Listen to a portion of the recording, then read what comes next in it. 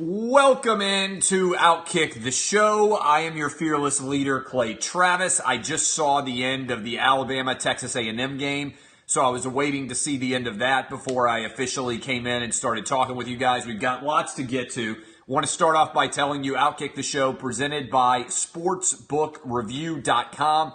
If you are gambling on any of the conference tournaments that are going on right now, lots of games flying. Michael Porter Jr. about to take the court for the first time since game one for Mizzou. Michael Porter Jr. And you might want to gamble.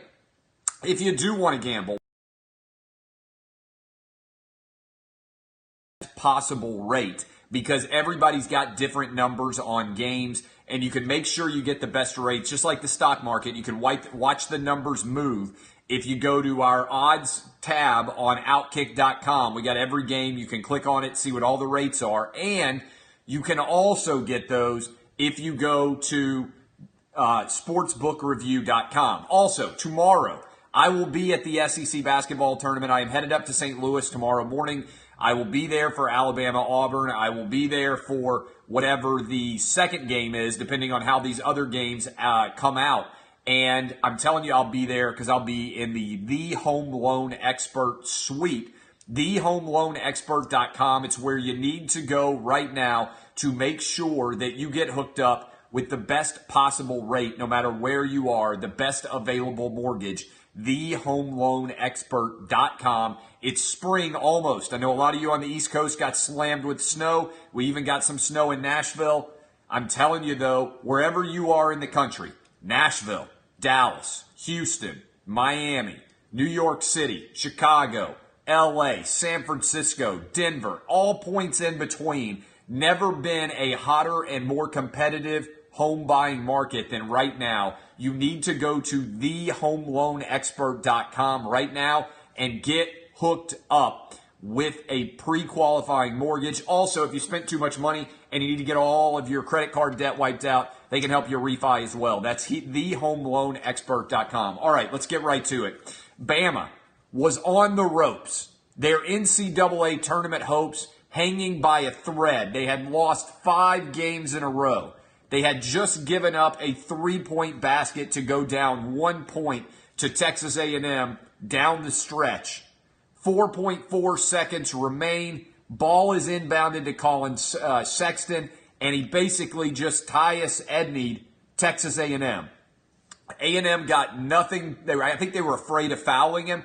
Got nothing on, no hands on him, virtually nothing to stop him. He goes the length of the court, drops in a teardrop runner to win the game for Alabama. I think that shot is likely to put Alabama into the NCAA tournament. I think if he had missed it, they would not have gone to the NCAA tournament. That's how fine the line for Alabama is on in or out of the NCAA tournament. They will now play Auburn tomorrow. I will be there for that game again in the Home Loan Expert suite. You can look for me. I'll be the sexy bearded man rooting hopefully for Tennessee not to choke tomorrow night at 6. I'll be there all day watching college basketball, starting watching that game. Then we'll watch the 2 o'clock game. We'll see whether or not Mizzou is able to get past Georgia. That game is going on, going to tip off here momentarily in the SEC. And the winner of that game will play Kentucky, which should be, especially if it's Mizzou versus Kentucky, a hell of a game with Mizzou theoretically having the home field court advantage, although Kentucky will theoretically also bring a lot of people. So that will be going on. But there are many different teams out there that are right in the mix as to whether or not they are able or going to make the NCAA tournament. I keep selling the praises of this website because I got to be honest with you guys. I am addicted to bracketology. I always have been. I've been a huge college basketball fan for a long time. The way I cover college basketball with the show is I really only cover it for like 6 weeks. And that's because I do a national show, and nationally everybody cares about the NFL and college football. So I do football basically from August until the Super Bowl. I'm almost exclusively a football guy. You listen to my show, you're going to hear, if we're talking about sports, you're going to hear almost exclusively about football. But as soon as the NFL ends the Super Bowl, then for about a 6-week period, I'm all in on college basketball. I'm watching everything. We're talking about it. and I really get obsessed with what's going to happen with the combine. Well, with the bracket. Now, everybody out there has a different bracket. There's like 100 different brackets out there, and instead of watching one bracket obsessively, I love to watch the overall breakdown of the bracket, and they do this at the Bracket Matrix, all right? So go to bracketmatrix.com, and here is, right now they've got as their top 4 seeds, Virginia, Villanova, Xavier, and Kansas, all right? Duke, North Carolina, Purdue, and Cincinnati are the 2 seeds. 3 seeds are Auburn, Michigan State, Tennessee, and Michigan. And then your 4 seeds right now are Texas Tech, Wichita State, West Virginia, and Arizona. Now, there are tons of games going on all day today with massive impact of all over the situation, all right? So much to discuss, so much to contemplate. And to me, these are the biggest takeaways, all right? These are the teams that are right on the bubble. Right now, in the most recent version of all these different bracket averages, these are the final 8 teams that are in the NCAA tournament. Oklahoma, Kansas State, who got a win today, so they're probably good and in. Texas, who will play later today against Texas Tech. UCLA, USC, Providence, St. Mary's, whose season is now over, and they are really tight on whether or not they're going to make it. Arizona State, which lost yesterday and has looked like they are just falling apart ever since. Baylor and Louisville, which lost by double digits earlier today to Virginia. I think that's likely going to knock Louisville out. Now, which are the teams that are fighting to get in? Marquette, Alabama, Oklahoma State, Syracuse, then Utah, Nebraska, Notre Dame, and Boise State. Several of these teams are still alive. Notre Dame plays Duke today. Marquette plays as well in the Big East. I think they play Villanova, somebody like that. Alabama just won. Oklahoma State yesterday beat Oklahoma. And Syracuse is I believe, still left in as well. Utah still in the Pac-12. Much to discuss. To me, this put Alabama in, and Alabama now will be the 8th different SEC team to get in. Again, Alabama gets in with that shot. If you go look at the bracket matrix, which I'd encourage you to do, bracketmatrix.com, I believe that runner, that teardrop by Colin Sexton, likely put the Crimson Tide in. Now, there are a lot of games. I was just saying I love the bubble. Here are all of these bubblicious games if you are into trying to figure out who's going to make the tournament as we roll through the rest of the day. Oklahoma State is playing against Kansas. I don't think there's any doubt if Oklahoma State they won, they'd be in. Notre Dame against Duke. I don't think there's any doubt that if Notre Dame won, they would be in. Texas against Texas Tech. If Texas wins, they're probably comfortably in. If they don't win, they got to be nervous about all the other outcomes that could come from the conference tournaments. Marquette has got Villanova. That would obviously be a massive win for Marquette's resume, would put them in. And then Baylor is going up against West Virginia, and that would be a game that if the Baylor Bears were able to win, they would look pretty good about getting in. All right? Those are all of the NCAA tournament bubble looks right now. I will pause for a moment and take a drink and also ask you guys on both Facebook and Twitter, do you have any questions about the NCAA tournament bubble? Because I think I've got a pretty good handle on it right now. I'll answer any of those questions before we move on to the next story, which is going to be NFL Combine questions. I think I kind of nailed it. I think you have to take Michael Porter Jr. Look, you know who else came back right before the end of the NCAA tournament and was a phenomenal player that only stayed for 1 year but didn't actually have any impact really in the tournament at all? Kyrie Irving. I understand that Missouri fans are ecstatic. I understand that they believe that Michael Porter Jr. is going to fundamentally alter the trajectory of their season now, that he's going to come in and they're going to catch lightning in a bottle. I would just say pause.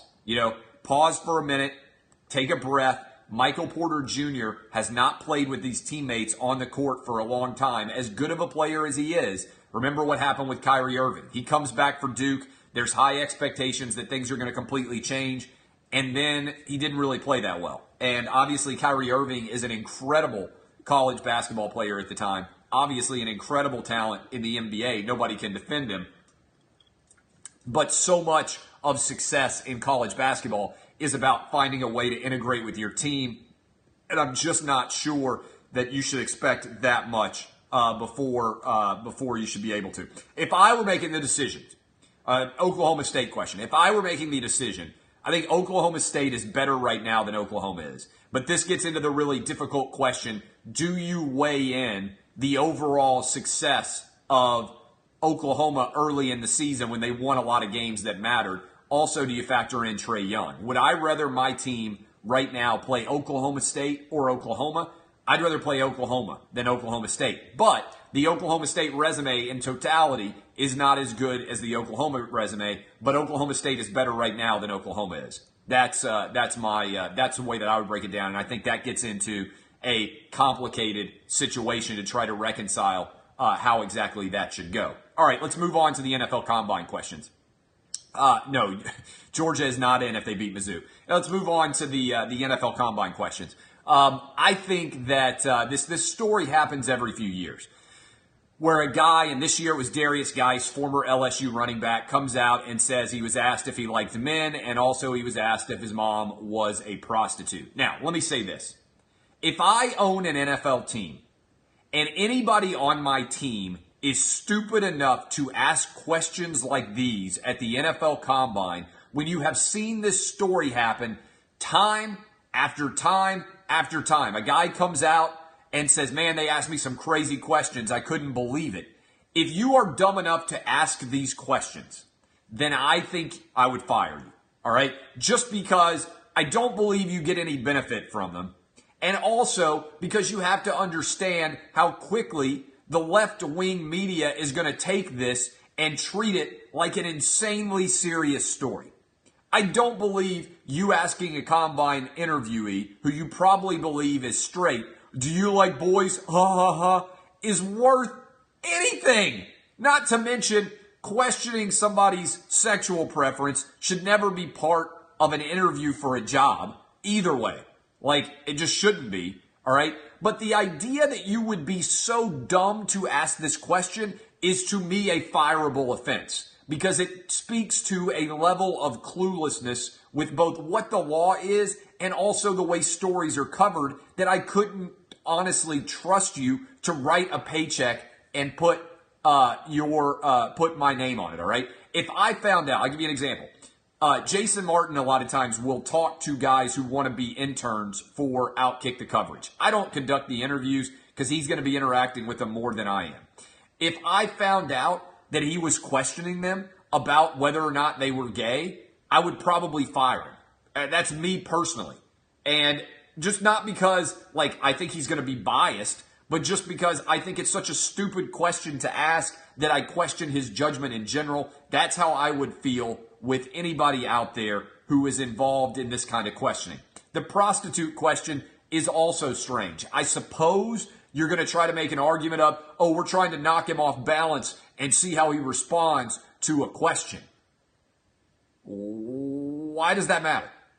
Is there a point in the game where suddenly when you're in the huddle, they bring out a microphone and they hit you with zany questions and they reward you extra points if you do a great job answering them, like in Miss America? If that happens, then I withdraw my criticism of the question, because that is something you should test. But unless that is a new attribute of NFL games that I have not otherwise heard of, like they'll come up to you and you can take a trivia question on 3rd and 1 instead of running for the yardage on 3rd and 1, I don't think any of us out there believe that football players are renowned for their intellectual dexterity, and you expect them to be tap dancing around answering questions like it's the Lincoln Douglas debates.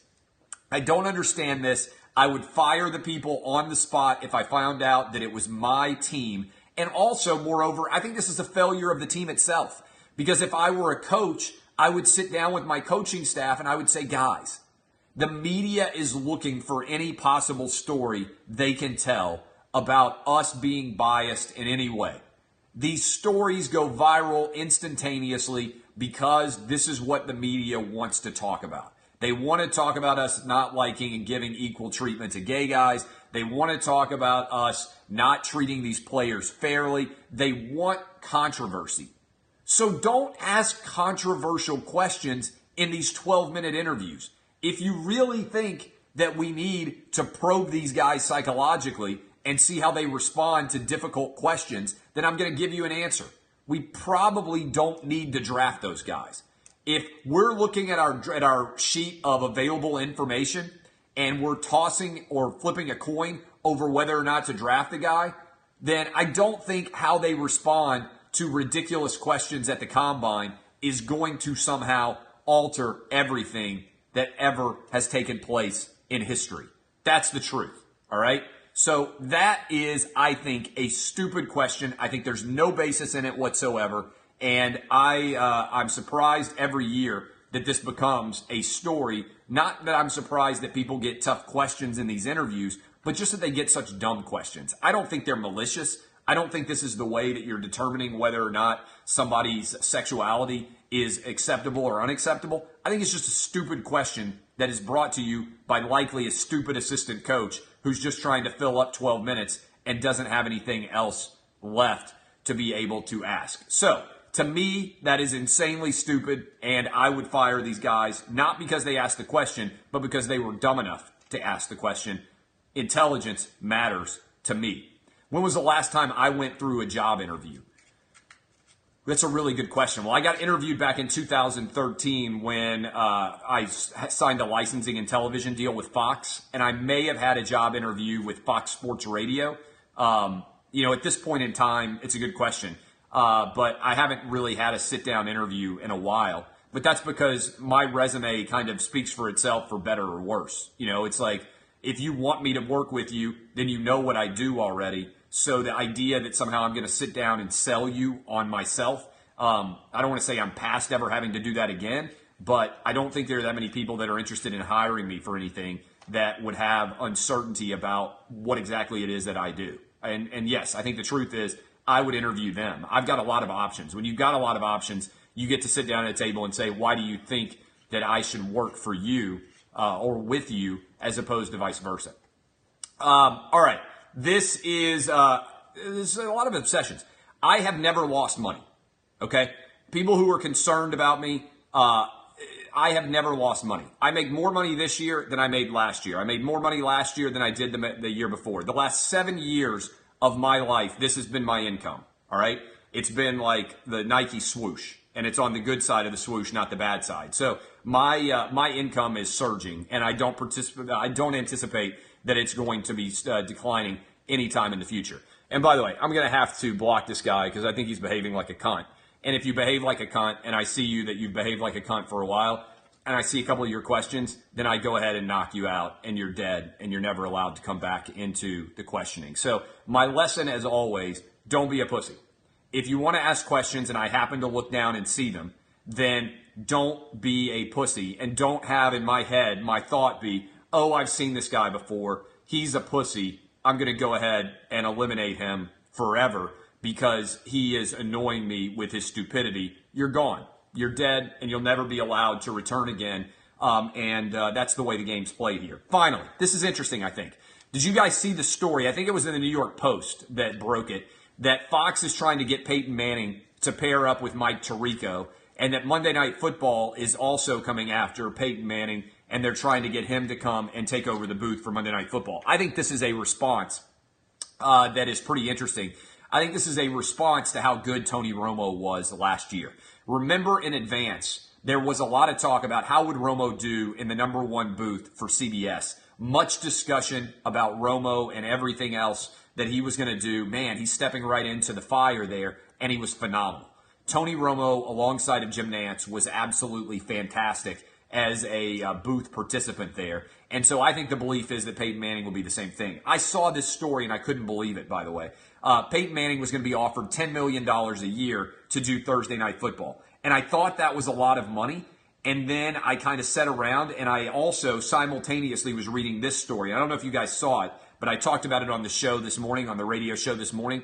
They're rebooting American Idol. And they're rebooting American Idol, and as part of that, they had, and I couldn't believe it, I couldn't believe that they had everybody's salary on American Idol. Did you guys see this story? I was surprised it didn't get more attention than it did. ABC is bringing back American Idol, and they've got Lionel Richie, Luke Bryan, and Katy Perry on the show. And were you guys have any idea what they were making? This is crazy to me.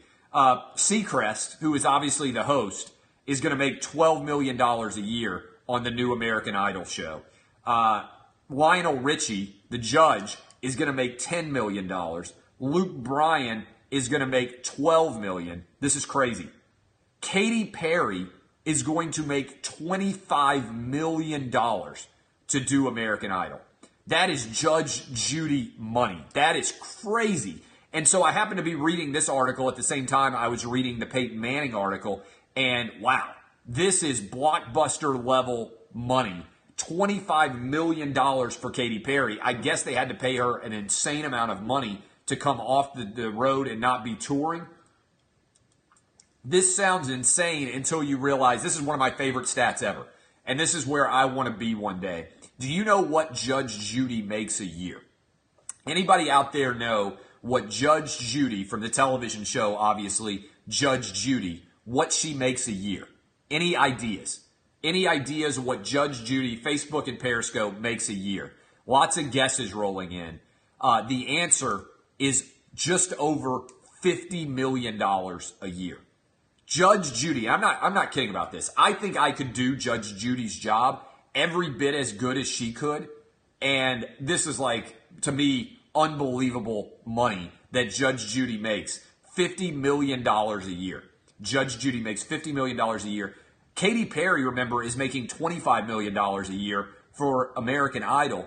And it's not even what she does. That's an amazing stat, right? It's one thing for Seacrest to get $12 million to be the host of American Idol. That's effectively what his job is. Katy Perry is a singer, and she is making $25 million to basically do a show for a few months of the year. It's not even her profession. Like, I don't begrudge anybody who makes tons of money. I root for it. But for her to make $25 million a year is flat out unbelievable. And by the way, what about equal pay for equal work? What about equal pay for equal work? Katy Perry by herself is making $25 million. Lionel Richie's making 10, and Luke Bryan's making 12. Katy Perry is making more than both her male co-hosts and almost making more than all three of the other men that are on her show. Wow, just flat out amazing. But Peyton Manning is an intriguing concept because according to the story in the New York Post, what would happen is Peyton Manning would come in and he would bring Mike Tirico with him from NBC because Mike Tirico is not able to work alongside of Al Michaels. Al Michaels does Football Night in America, and he still does it really well. And so there's the belief that Mike Tirico would like to get into Thursday Night Football, could be loaned from NBC to Fox, and then he could pair with Peyton Manning. Now, simultaneously, Monday Night Football has to remake their booth. Sean McDonough is okay. I think very average. John Gruden is now gone. And one reason he reportedly was gone is because he got along well with Mike Tirico, and he was not a huge fan of Sean McDonough. Obviously, also the Raiders paying him a ton of money. And so I am intrigued to see exactly what is going to happen here. Will Fox get Peyton Manning, or will ESPN? And will Peyton Manning make the decision in general to come back to television? I think it would be smart of him to do it, given how good Tony Romo is. It would maintain his marketability and allow him to continue to make all the money off the field that he makes now and keep him in front of a new generation of fans. Peyton Manning hasn't played the last 2 years, but he's been on so many commercials that it feels like he's been playing. If he decides to call games, it keeps him front of mind, certainly on Thursday or Monday night, and would allow him to continue to bring the premium to bear on his payment. All right. I love all of you. I'm going to turn this off now because I want to go watch Michael Porter Jr. and see how he's going to do against Georgia today. Continue to watch all of the different outcomes that are taking place. That, my friends, is a storyline that I think it makes sense to cover.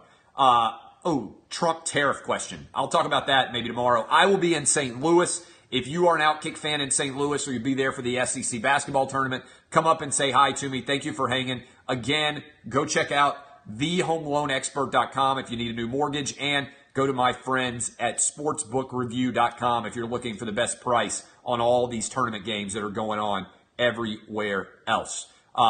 Vegas VIP meetup, I believe, is going to be Wednesday. Details are going to be on the message board. I get out to Las Vegas on Wednesday. I'll be in Vegas Wednesday, Thursday, Friday, Saturday. Come back Sunday. I'll be out there for the opening round of the SEC tournament.